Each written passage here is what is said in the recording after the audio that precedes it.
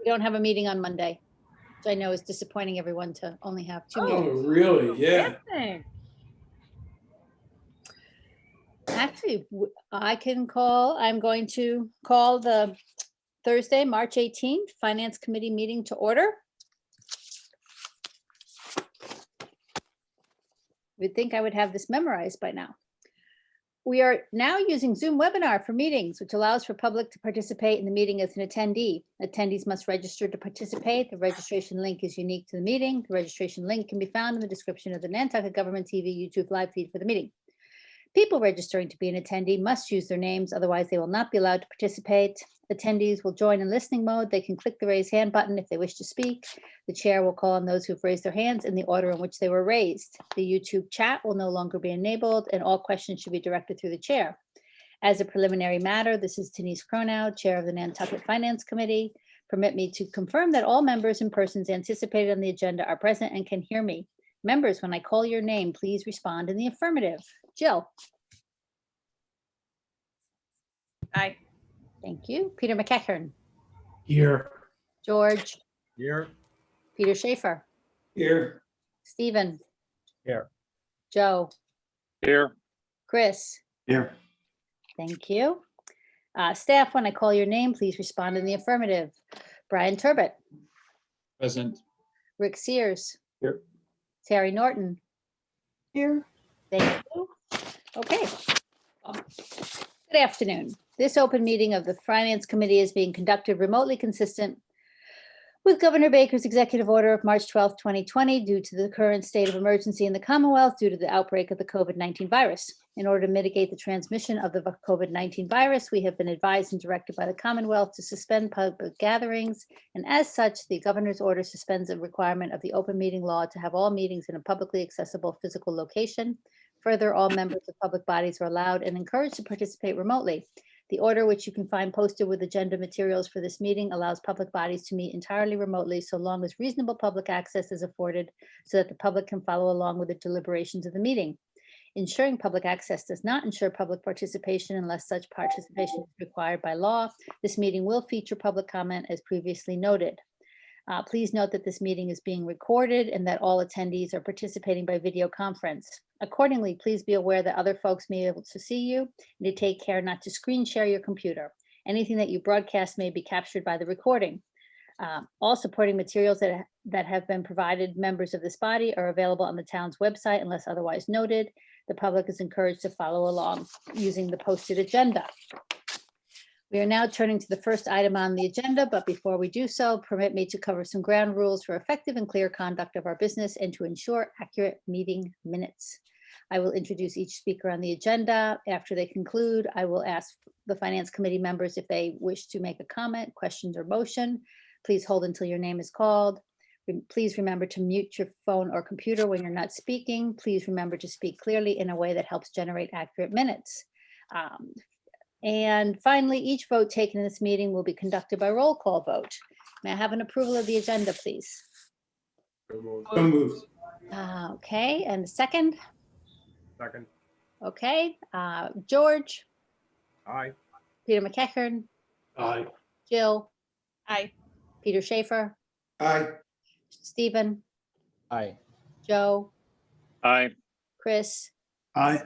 Denise, aye. That's unanimous. Okay. I will now open for public comment. No hands raised. I will close for public comment. Oh, there's one. Oh, sorry. Yes, Kevin? You're muted, Kevin. Sorry, I wasn't very quick. Sorry about that. Yeah, we don't usually have hands raised, so I sort of blow past that, to be honest. Just a couple of quick comments. So thank you for allowing me to speak. There's an Article 771 that was going to be discussed tonight. Yeah, and Kevin, if I could, I will, when we get to 71, I will open it for public comment and ask you to speak to it then. Is that okay? Perfect. Okay, yeah. Thank you. Thanks, Kevin. Give me 30 seconds or 3 seconds to figure out how to raise my hand again, okay? I'll actually just call on you. Thank you. I'll save you the raise hand click. Thank you. Thanks, Kevin. Okay. Meeting minutes. I have the meeting minutes. I'll go through them, and then once I've checked them over, Rick will send them to you and we'll clear the previous meetings minutes on Tuesday's meeting. Okay, so everyone knows that's where they are. Any comments on committee reports? I don't see any hands raised. Okay, so I will go straight to review and discussion of the following annual town meeting warrant articles. And so we'll start with 32, appropriation fiscal year 21 budget community preservation committee. And over to you, Ken. Actually, I'm going to turn it over to Brian because Brian has made a couple of changes, and then I'll have a comment after he's indicated how he's fixed it for me. Thank you, Ken. Over to you, Brian.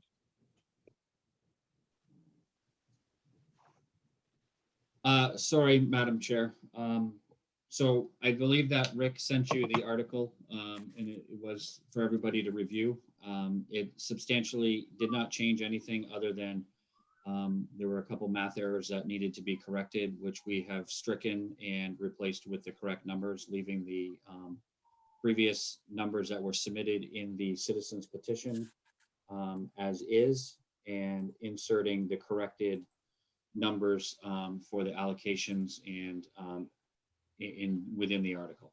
So as I had mentioned, when you had originally had taken this article up, we needed to make those changes to conform to being able to raise and appropriate the correct amount of money and to correctly charge the reserves for the expenditures. All of that's been changed. Rick and I have both reviewed it and agreed it and are comfortable with it. So we believe you can act on it at this point and the revised motion is there for you.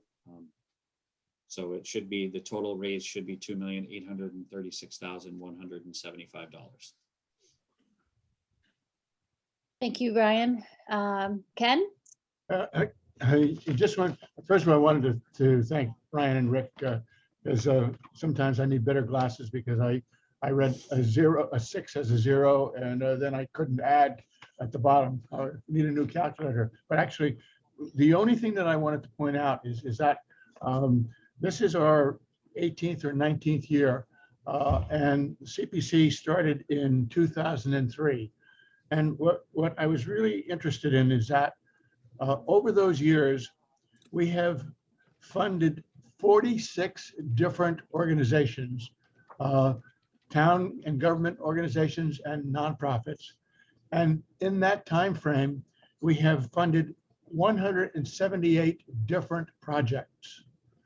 And when I went through, the beneficiary of most of the different funding and projects were the town or town entities. So I was really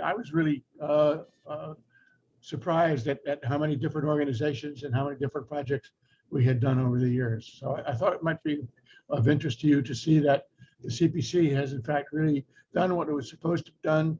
And we have funded in excess of $45 million back into the community over that time frame. Thank you, Ken, and thank you to the CPC for all their diligent work over the years and going forward.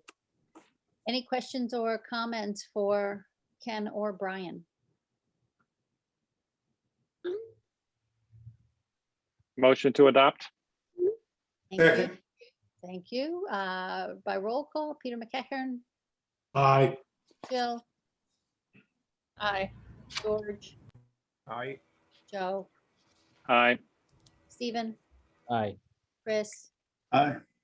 Peter Schaefer, Aye.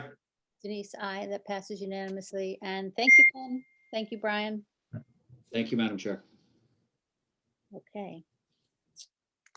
Next on our agenda is Article 71, but I think Peter McEachern, you are raising your hand.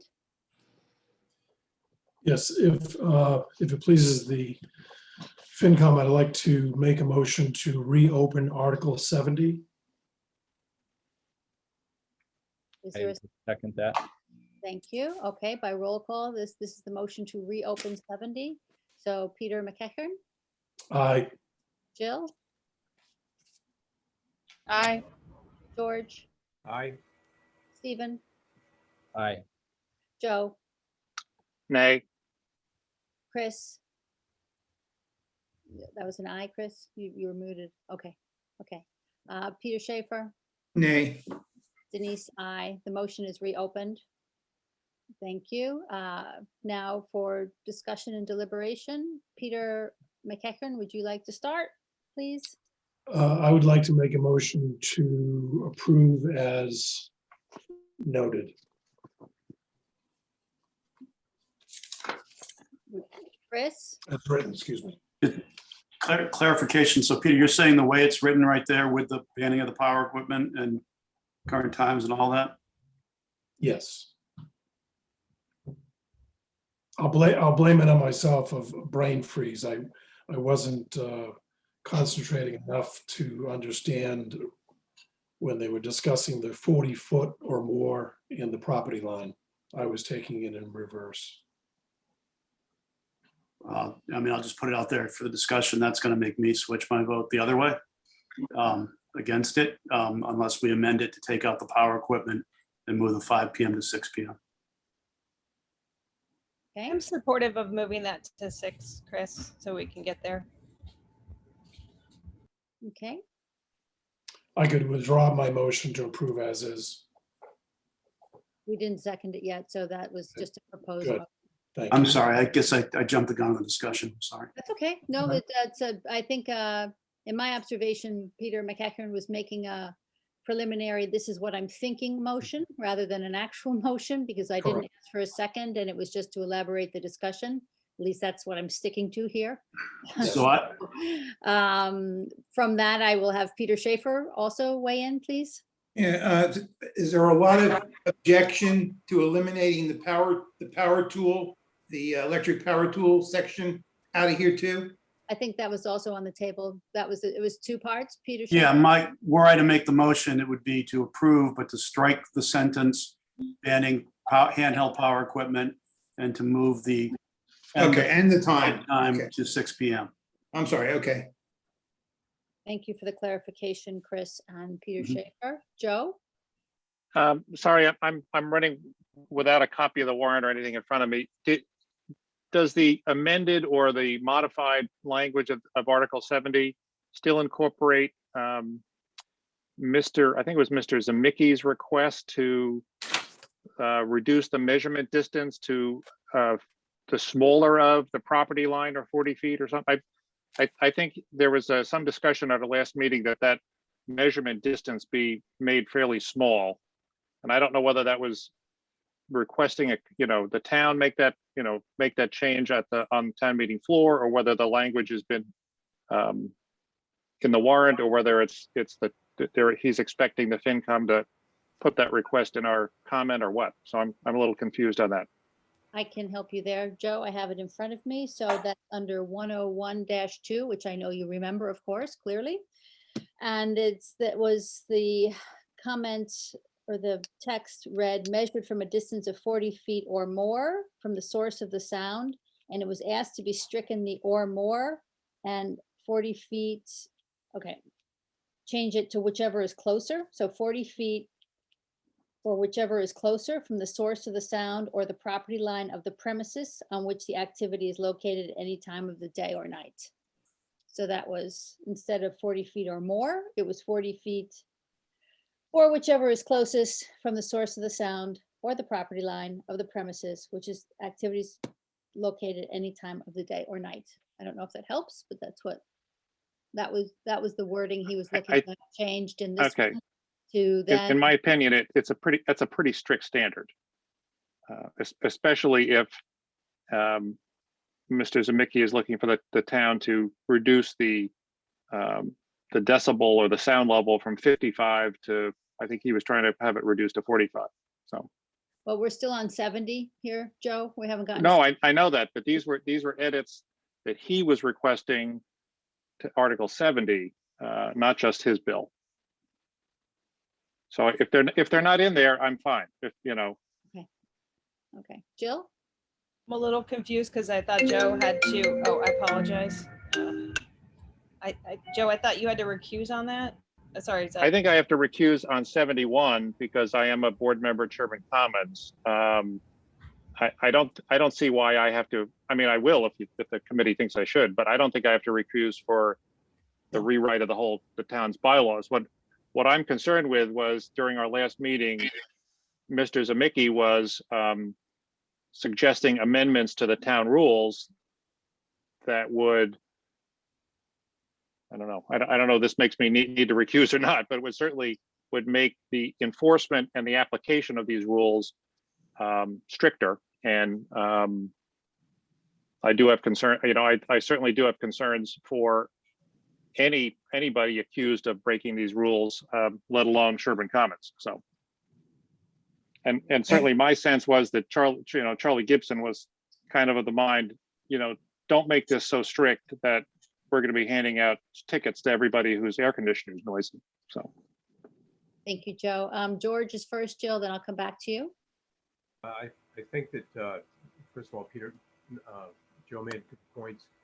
The original decibel rating, as was in the article, has shown itself to be achievable, and to ask any more than that at this time, I just don't think is worthwhile. So I'm in support of what's now in front of us. Thank you, Jill. So can you confirm the decibel level for me, Denise? Sorry. 55 dBA. Yeah, right. And when I actually also, probably like you all did, Googled decibel levels, so I could get a sense of what is, where are we here? Is this jet airplane, or is this, somebody whispering to their cat? And 50 is a refrigerator. 50 is my speaking tone right now. So 55, yes, I realize it's not linear, but nonetheless, 55 is not much louder than what we're currently doing. So I think that seems to be, at least to my ears, a sensible level to set as a benchmark. Peter Schaefer? Isn't that a problem if the sound of a refrigerator or your voice would be something that would be on the edge of violation? I don't understand your question, Peter Schaefer.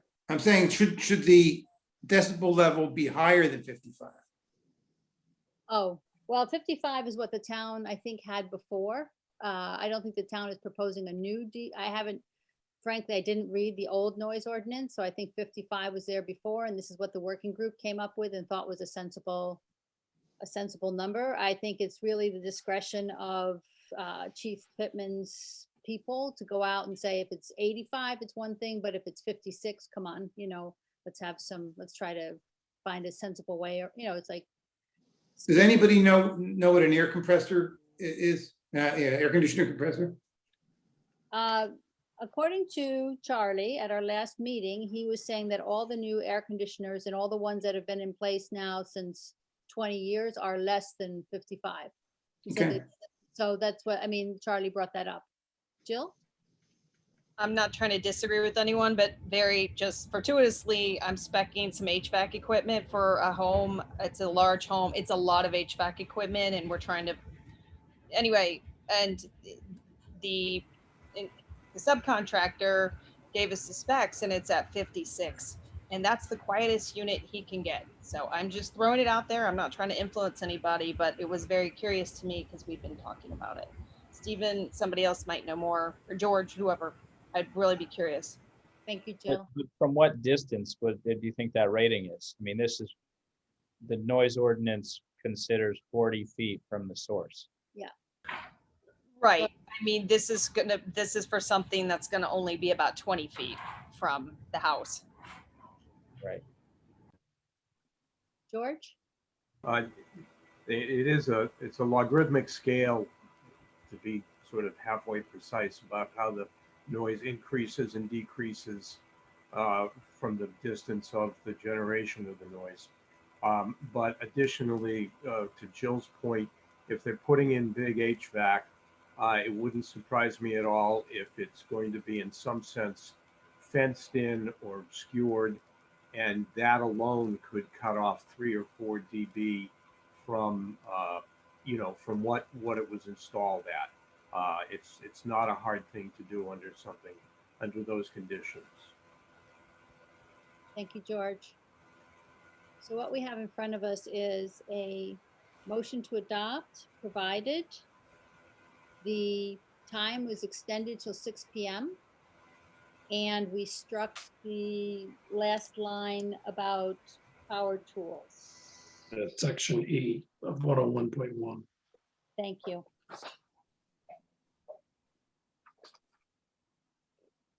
Any further discussion about this, or can we move to motion? Yeah, Kevin, you can go ahead and you might as well jump in here as well at this point. Thank you. Thank you. I appreciate the opportunity to comment, and I am certainly not an expert on sound. However, we are Mr. Zemicki's neighbor. We think that this is really kind of targeting us. We've tried to work with him for the last 2 or 3 years. We have a chiller that's been here for, I believe, 14 years since we opened.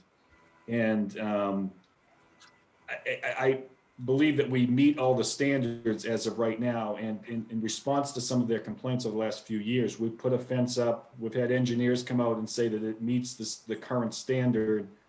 And we've done additional maintenance, and we'll continue to work towards that. So I think he's trying to get it lowered because he still thinks it's too loud. And his comment to us has been, we used to be able to hear the ocean and now we can't. And the ocean's a mile away. So if the standard is we can't have a machine that drowns out waves that are a mile away, it's going to be impossible for us to have anything to keep the campus chilled in the summertime. And it's a piece of equipment that's been there for 14 years. And as I say, the engineers have said that it's typical sound for equipment that big.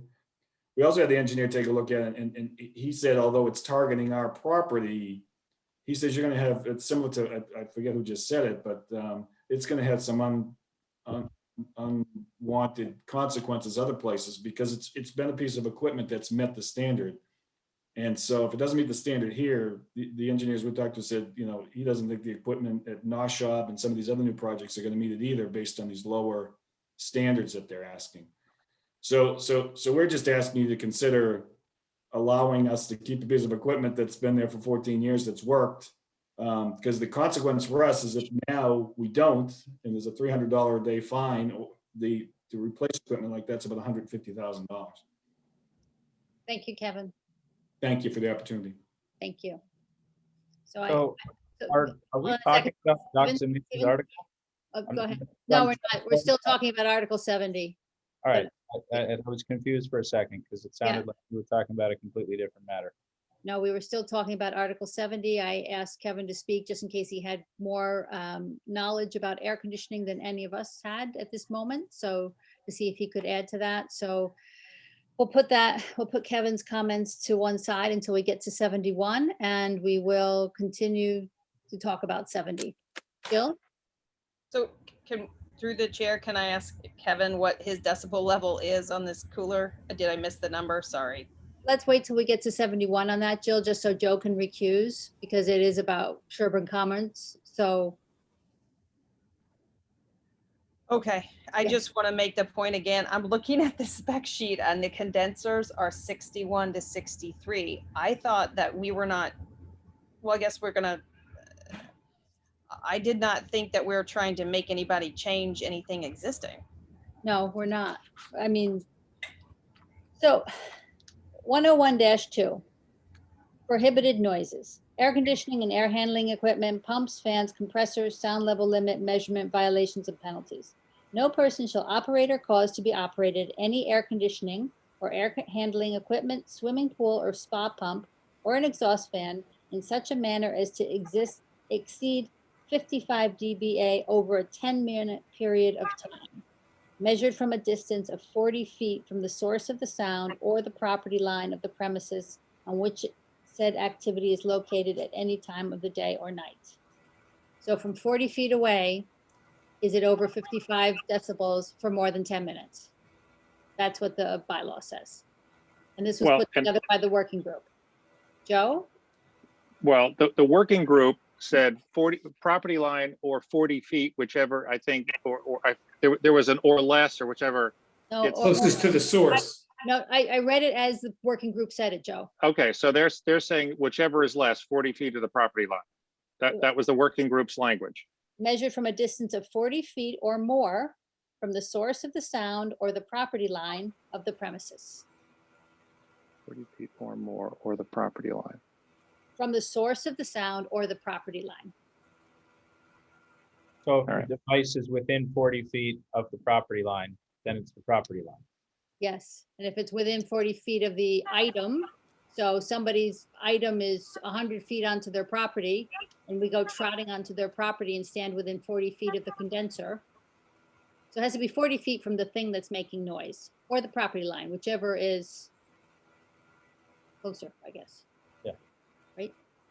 Yep. I know, it's confusing. It is confusing, and you know, because it sounds to me then you could live a quarter mile away and hear an admittedly noisy machine. It disturbs you. You go over 40 feet away from this machine and measure and say, well, even though it's 5 decibels at my property, a quarter mile away, I'm disturbed by it. And then you measure 40 feet from the machine, and the entity fails. Just doesn't make sense to me. But So whilst that, anyway, whilst that could happen, one would only hope that sensible people would have a sensible conversation in that situation, right? So, and that's Chief Pittman's talented people could get to a negotiated position with the complainant and the complainee. And this wouldn't be, and he said, I mean, Charlie also mentioned that they have 10 to 12 of these complaints a year. So, you know, we're spending quite a bit of discussion on what could happen, and I'm happy that we're doing it. I'm not complaining about it. I'm just observing that. Let's just remember he had 10 to 12 noise complaints regarding equipment in the last year, according to Chief Gibson, or Deputy Chief Gibson, or I'd never get his titles correctly. Charlie, I'll just call him Charlie.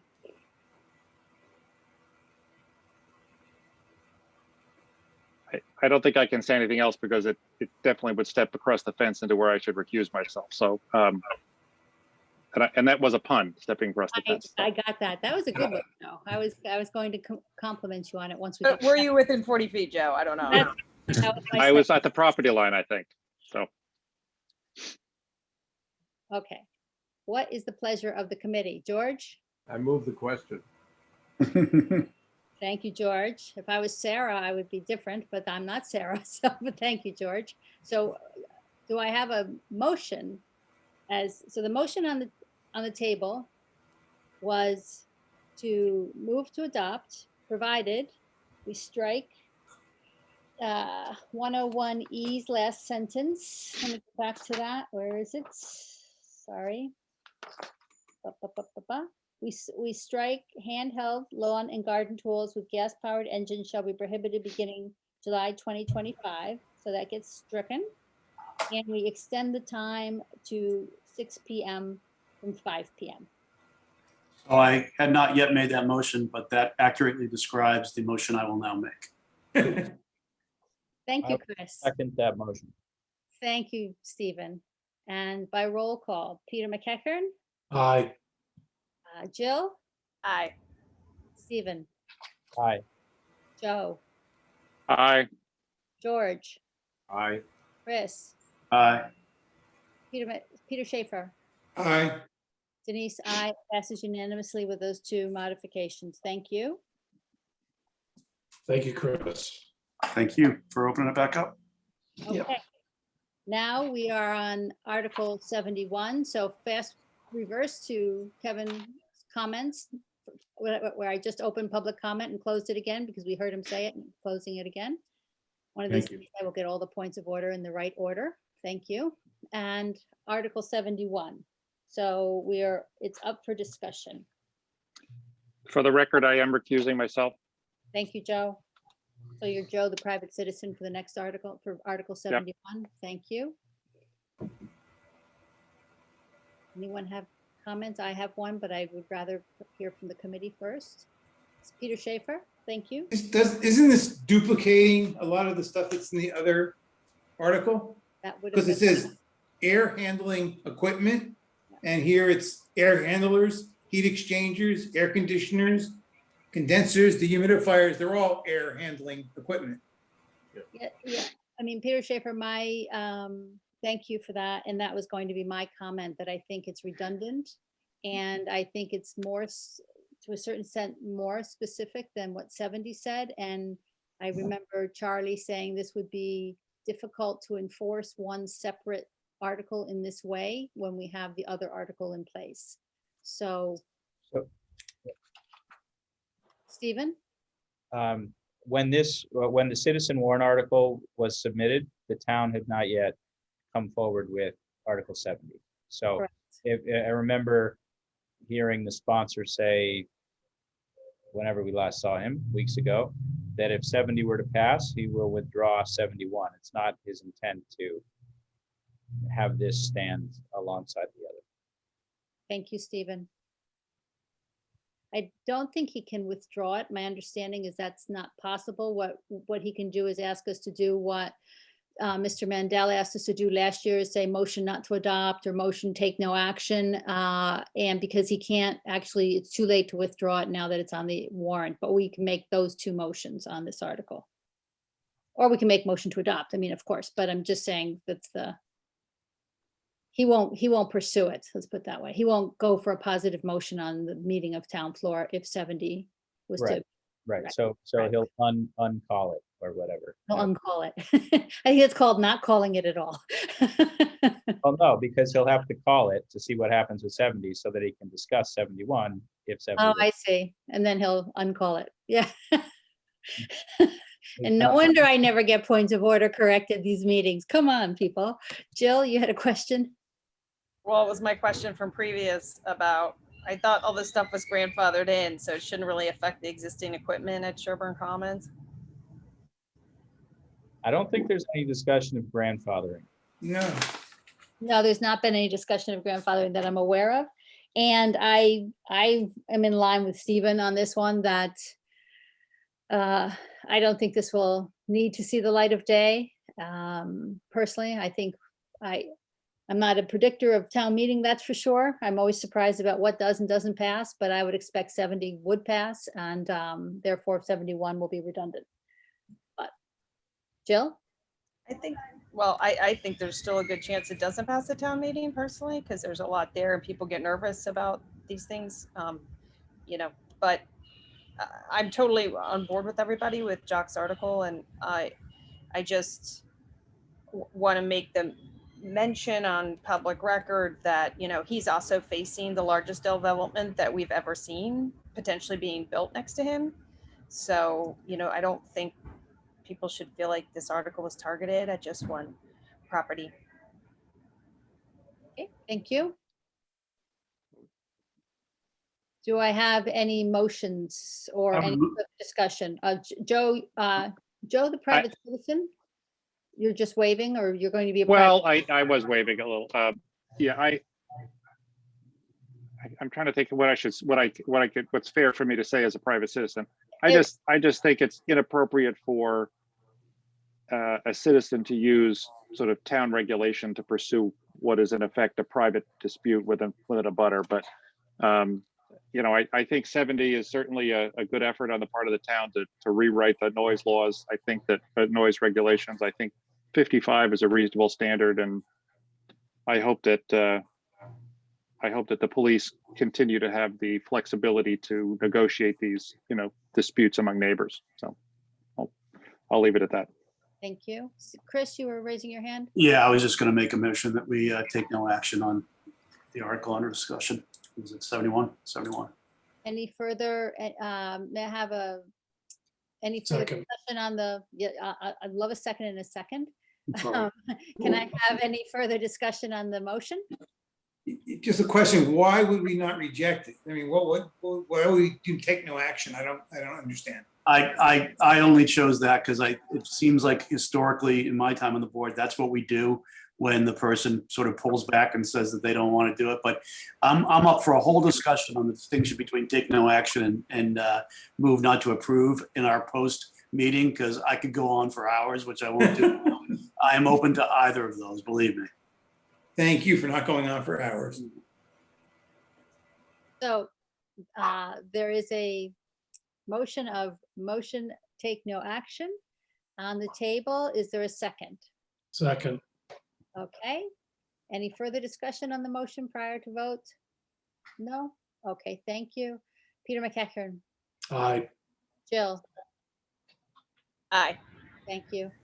Stephen, Aye. Chris, Aye. George, Aye. Peter Schaefer. Aye. Denise, I passes unanimously. Thank you very much. Take no action. Okay. Thank you. The next one is Article 82.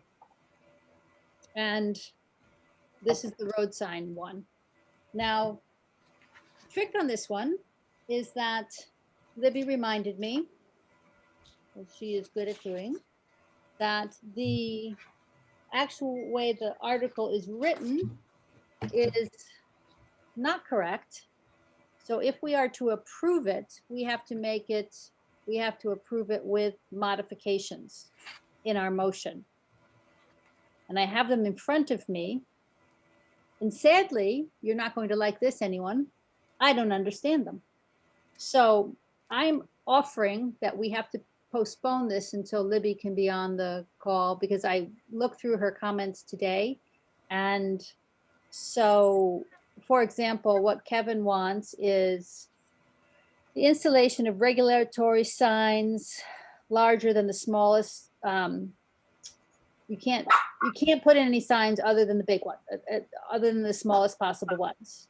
And the use of fluorescent background colors and signs. But Libby's comment was, do we have any of these now? And she said not that she's aware of.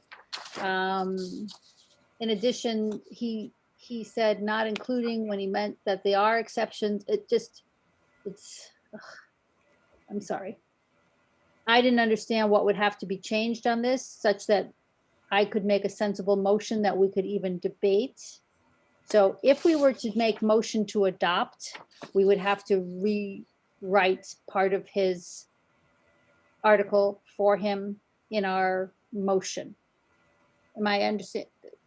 Brian, you're the closest to Libby we've got right now. So is that a true, is that a true statement? So his article isn't in line with what the actual town wordage or the wordage of the current wording of the bylaw. And so Yep. therefore, if we were to say motion to approve, it'd have to be motion to approve with the following corrections in the bylaw, in his I motion. believe so. I believe so, yes. Okay, and so that's what I am not comfortable doing, having reviewed it again today, because I don't understand exactly what that wording should be. So I'm sorry, everyone. I mean, I probably should have looked at this 2 days ago. George first and then Jill. George, you raised your hand. I would be more comfortable if we heard from town council on this. The conditions that are in the article just seem to beg problems. So Okay. that's my thought. Okay, thank you, George. Jill? I mean, I'll just be honest with the group. I'm opposed to this article because I felt like they admitted that Rob was working with them to resolve these things, which you just said, I think, Denise, that. So I'd be happy with the motion not to adopt right here and end it, but you know, that's. Fair enough. What's the general temperature of the finance committee on this article? I would vote not to adopt. Okay, Myself as well. okay, may I have well, in that case, may I have a motion? Make a motion to not to adopt 82, Article Okay, 82. Second. Okay, Peter McEachern, Aye. Jill?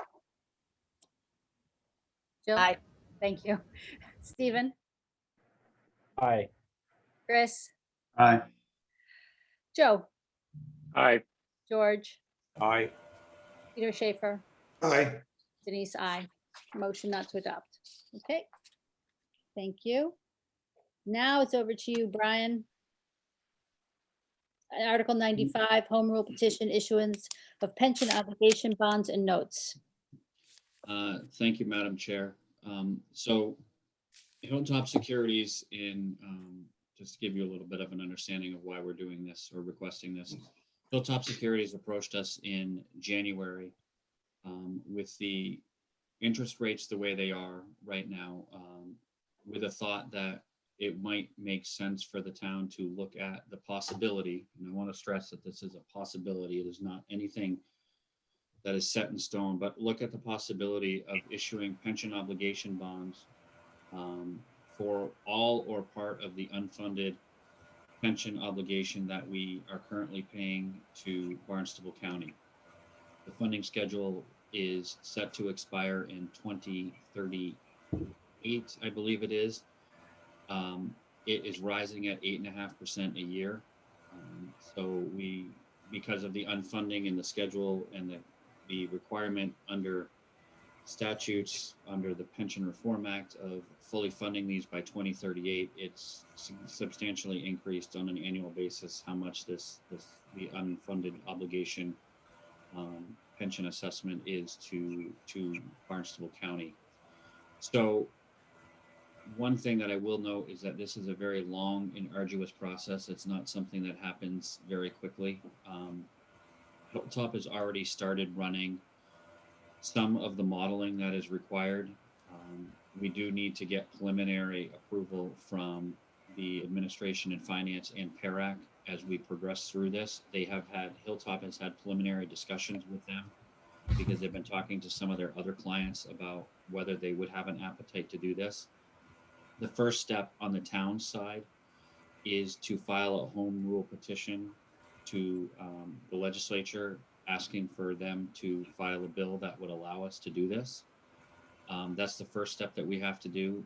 One thing I will note is that just if this home rule petition were to be successful and it passed a town meeting and the home rule petition were successful, it doesn't obligate us to do it. This would give us the first step along the road to do it. There's many, many steps along the way. We'd have to get our own pension actuarial valuation because right now, Barnstable County does not do an actual individual valuation for every member. There's an aggregate total of how much the unfunded liability is. And when they do the actuarial valuation, you're assigned an unfunded amount based on the percentage of the whole. Right now, we're the second largest participant in Barnstable County with just over 10%. In their valuation, our unfunded liability is pegged at just over $80 million. The home rule petition would allow the bonds to be issued for not only the town of Nantucket, but the county and the land bank, because they are also participants in Barnstable County. The legislation would require them to pay us for the annual debt service for their portion allocable to them. I will tell you that on the town basis, the analysis right now shows that if we were to do this, and again, we're a very long way from doing this, so I don't want anybody to get married to this, but just so people can understand the projected savings, there's potential savings of almost $46 million over the remaining life of the pension, the unfunded liability that we're currently paying at a rate of 8.5% increase every year. Pension obligation bonds were used by a lot of community many years ago, and they didn't necessarily turn out very well for communities because the expected rate of investment return didn't meet those, and they still ended up with some unfunded liabilities. One of the things that we have already talked about, and we would expect if we were to proceed with this, that would happen is we would expect that administration finance in Boston would require us to utilize some of the savings in creating a reserve so that we didn't, the only way that we would really get into trouble is if the expected rate of return fell substantially below what we're repaying. It's unlikely given the fact that right now interest rates are most likely, I think, going to stay low for a while, given the Fed has just announced that they expect to keep their rate at near zero until at least 2023. So this is something that we agreed when I talked to the town manager that we should at least get the authority to file the home rule petition for. It may not be something that we actually take advantage of, depending on the timing and the market conditions when we do it. It may be something that the market conditions indicate to us it would make sense to do a portion of it, but not all of it. But right now, there is no opportunity for us to really even consider it without starting this process. And given the fact that we're paying over almost $6 million a year right now in the general fund alone, for retirement contributions, the majority of which go towards the unfunded portion of the pension obligation. It's something that we feel is something that we should explore and take the beginning steps to have the possibility to do this if in the end it ultimately does make sense for the community.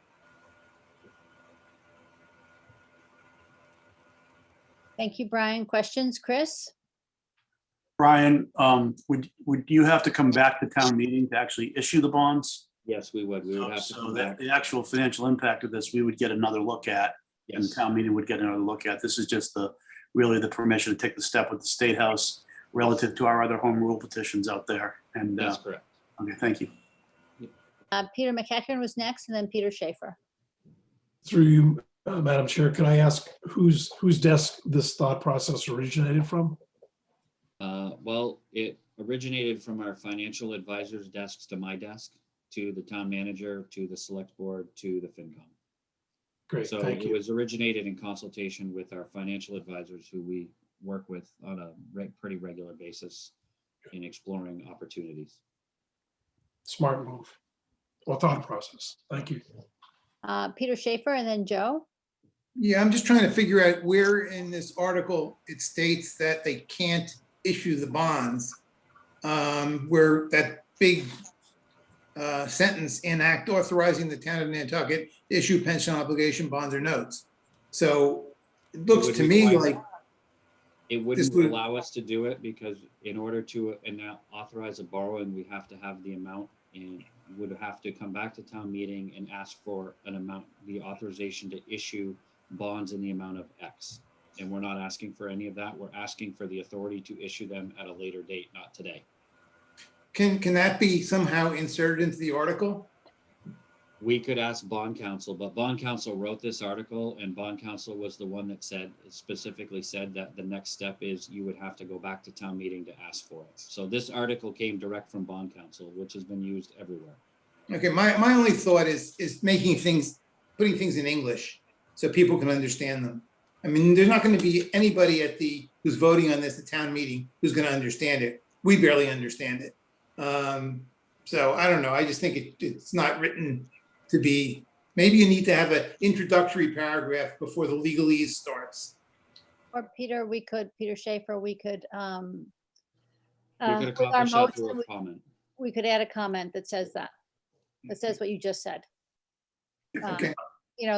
Motion to adopt with the understanding that this does not authorize any borrowing at this, or issuance of bonds at this time. This is just. Well, I could tell you that it wouldn't, because I can't issue them without the approval of the legislature, because pension obligation bonds are not something that you can issue without them authorizing you, without legislative approval to authorize them. So even if I wanted to try to issue them, it would be impossible to do it. It can't be done. Brian, we know that, and that's not an issue for the finance committee. I think the issue that Peter Schaefer was just raising was that the average person might not understand that. And so therefore the comment was more to just provide clarity to the people who may not read word for word sections 1 through 5 of this article. I think it's worth noting that I think those are the sections of the act that the legislature would be taking, not these sections of this article. So we're not saying town meeting is doing these things. The legislature is saying the state legislature is saying it would be authorizing Nantucket to take those steps, which would then have to go through our regular process, I think. Thank you, Chris. Any other questions or comments on this one? Joe? Just a quick one, Brian, just so this is basically an arbitrage, right? I mean, in theory, if you could get all this done in a year or two and interest rates really haven't changed, the model is you borrow money at 2.5% or 3% or whatever the town can borrow, and the expected return built into the $80 million present value of our share of Barnstable has some higher rate of return built into it. So that's where the $40 million whatever savings arises, right? Yes, and the debt service payment would be substantially lower than what we're paying right now. Right, but there is also it wouldn't necessarily, erase the problem forever, because pension benefits could change, interest rates and market returns could change, and you could pay this off. We could borrow the do these pension bonds, fully fund the obligation, and the next year they could come back and say, well, your obligation is really $100 million. And so I guess what I'm getting at is that the shortfall can come back depending on what pension benefits are offered to employees in all these towns. So. Sure, there's a potential that there's a risk that if there's another pension reform, that it might change the for lack of a better term, the rules of the game that we're playing by. But it would, right now, we're going to pay for 18 years. We're paying a substantial amount of money to pay off the unfunded portion, which has been accumulating for many, many years. Right. So it's again, there's, the way that I look at it is it's the first, we're the first step of the process. And again, I'm not going to tell everybody that this ultimately will come to fruition, but given where we are with rates that we could borrow at, and the calculations were done, these are taxable bonds. And right now, the rates that they're seeing they're taxable bonds of this magnitude are selling for around 2.5% coupon rate. So we're substantially under what we would be paying if we just continue to fund it through Barnstable County. But the dynamics could change by the time we get there and make this not a wise move to make. And if it was, we would not do it. No, I think it's a great idea, and I'm all for it. Joe, any other comments? Nope. In which case, may I have a motion? Motion to adopt. Second? Second. Thank you. George? Aye. Peter McEachern? Aye. Stephen? Aye. Joe? Aye. Chris? Aye. Jill? Aye. Peter Schaefer? Aye. Denise, I. Motion carries unanimously. Thank you very much. Thank you, Brian. Article 96, which is to please publish print and publish the town warrant 2 weeks and mail it 2 weeks prior to the town meeting instead of 1 week.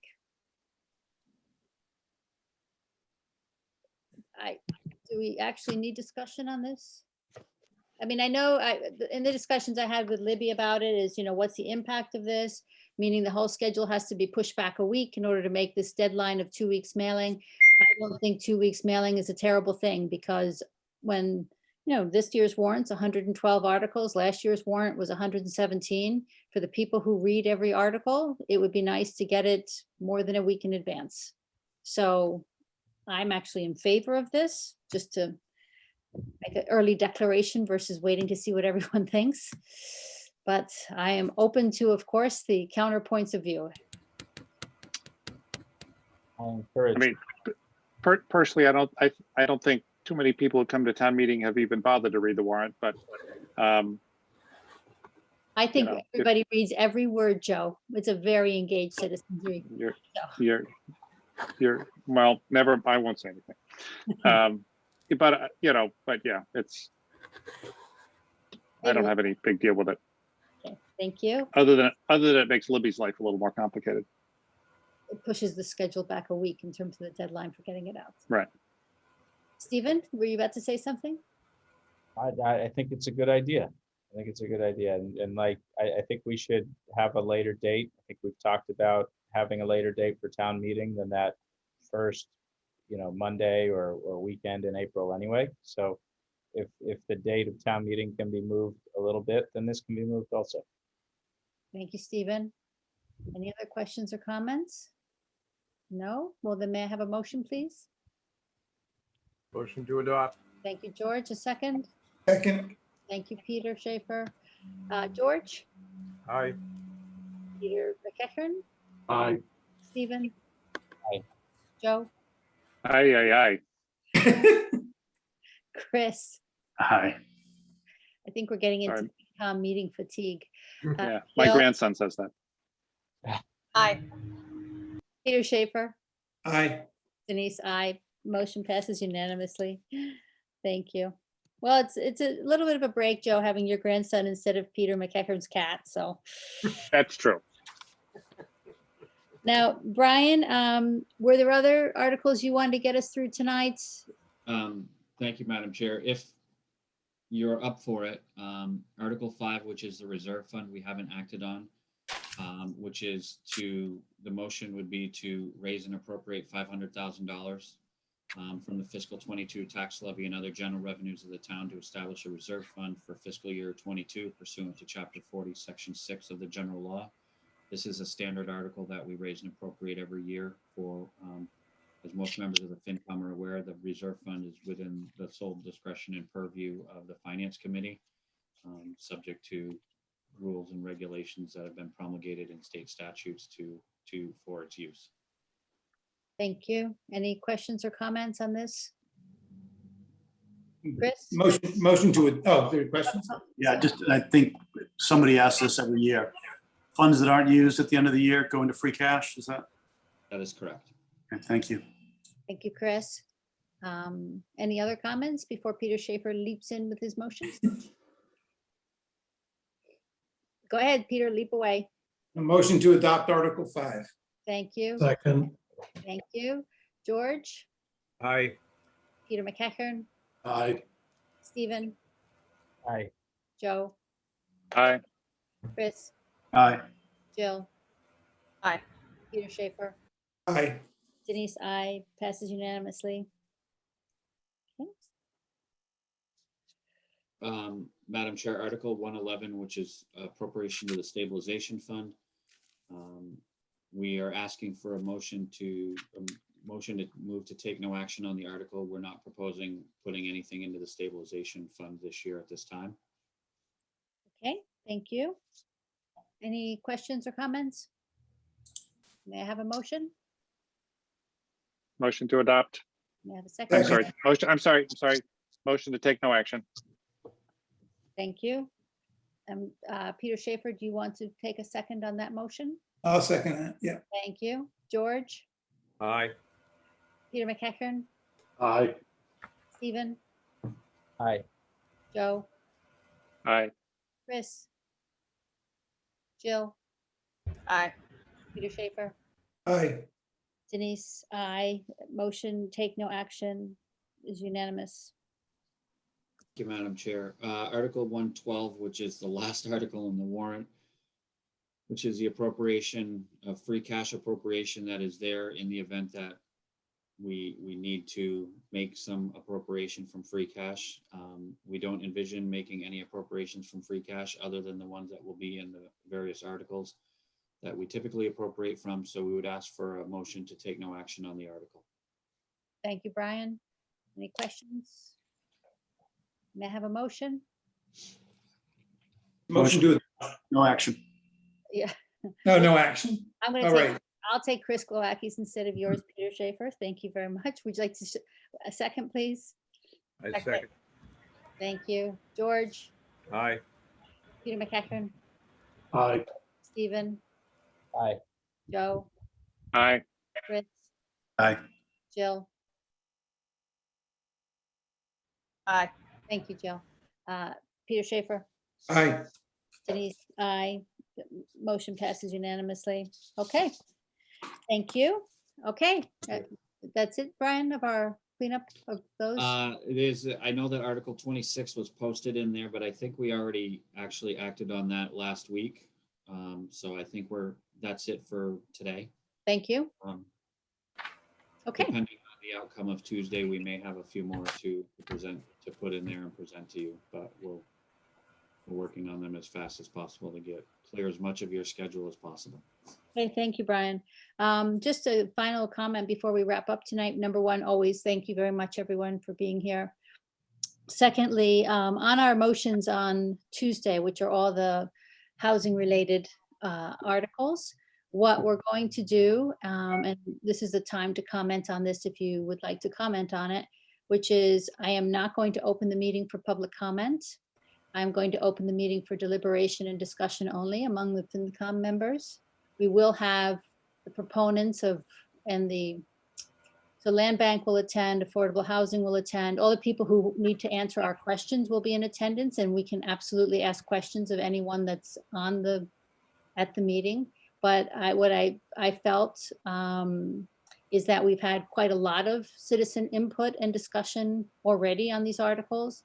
And so I think we have the information we need. And if we have specific questions, we can ask folks that are attending to answer any questions. And I just didn't want us to be going through, frankly, a lot more public comment that could be redundant to the information that we've had already. So that was my logic on that. And I'm looking for, rather than Jill, go ahead. I mean, I have a lot of questions, actually. I'm going to be honest, because as this has unfolded, it's generated a lot of other thoughts that I had about, you know, the town's buying land and what does that mean for the town and its acquisition and the property value of that. And so I don't know if you want me to direct some of those questions outside of Nope, they should this. get, no, Jill, actually, that's what I wanted, the 2 hours that we have on Tuesday to be for our questions and our discussions. To ask. Okay, because they're pretty specific. Yeah. No, it's actually, my thought is that we'll get a better sense of deliberation and discussion if we use our time for us to ask questions, whatever questions we need to have answered, rather than having lengthy public comment, and then we don't have enough time to ask the questions that all of you may have, and then we don't have the time to have the deliberations that we need to have. So that was my logic. I mean, I'm sure you've all gotten the emails that I've gotten. I know Rick has gotten every single email I've gotten because I blind CC him on every single answer. So, you know, I think we've gotten the input, frankly, from the community can add to our deliberations. And I really hope that we're going to use Tuesday's session for us to get through every question that each of us may have in order to come to the conclusions that we want to come to for our motions. Does that make sense to everyone? Yes. And rather than launch that with you on Tuesday and then you all go, wait, what? So I thought I would just mention it in closing today and just make sure I was in line with how we as a committee would like to approach this, because it's, you know, it is all of how we want to do it, not just how I propose that we do it, obviously. So, Jill? So is it possible that if we have questions and we don't, and maybe whoever's on maybe we can't find the exact answer or something? Is that does that mean maybe we won't make motions on all of them on Tuesday? I feel like they should be all done on the day. I would imagine that, I mean, no doubt, I would imagine that everyone who has the answers we need will be at the meeting on Tuesday. They've been invited, they know it's coming. So I don't think we're going to have a question that someone on the meeting couldn't answer. And if we do, we'll address that when we come to it. But I'm expecting that everyone who's attending will absolutely be able to answer any questions that we would have. Any other reactions to, no? Everybody's okay with that approach? Peter Schaefer? Are we allowed to do this? Yep. Okay. Yes. Yes, I checked with Libby, I checked with town council. It's absolutely within our remit as a committee to have or not have public comment as we choose. I think it's brilliant because it's going to be a zoo otherwise. So, maybe not, but nonetheless. Jill? Well, I would just encourage you, Denise, if you felt like you needed someone to speak, you know, if you felt that, then, you know, I personally trust you to make that decision. I feel like you have been open with the public and. Yeah, if I think we need to have input from someone that I think will advance our thinking, I absolutely will call on them. There's no question. I just didn't want to open it to public comment and then have 20 people raise their hand. And basically, you know, even though we always try to say, please say something new, you know, that doesn't always occur. So therefore, I would prefer not to have to cut people off. I would prefer to just say there is no public comment today. And, you know, thank you everyone for all the emails and participation up until now, and take it from there. But if there is someone that I think we need to hear from, then I for sure will ask them, no question. Okay, so Okay. on that note, thank you everyone. As always, Rick, Brian, Ken, it's always a pleasure when you're with us. So. Harry also is Pardon? on. And Terry, of course. Thank you, Stephen. Yes, and Terry, as always. And we will have minutes to go through for Tuesday. So just so you get a heads up to make sure you read them Tuesday morning before we get on the call in the afternoon. And as always, thank you, everyone, and have a great weekend, and we'll, Motion to adjourn. oh, I always forget. Second. Second, No, I want us to stay open and live until Tuesday. Okay, roll call. George, Aye. Peter McEachern, Aye. Stephen, Aye. Joe, aye. Chris, Aye. Jill, Aye. Peter Schaefer. Aye. Thank you, everyone. Thank you. Thank you. Have a good weekend. See you Tuesday. You know. Thank you, Terry.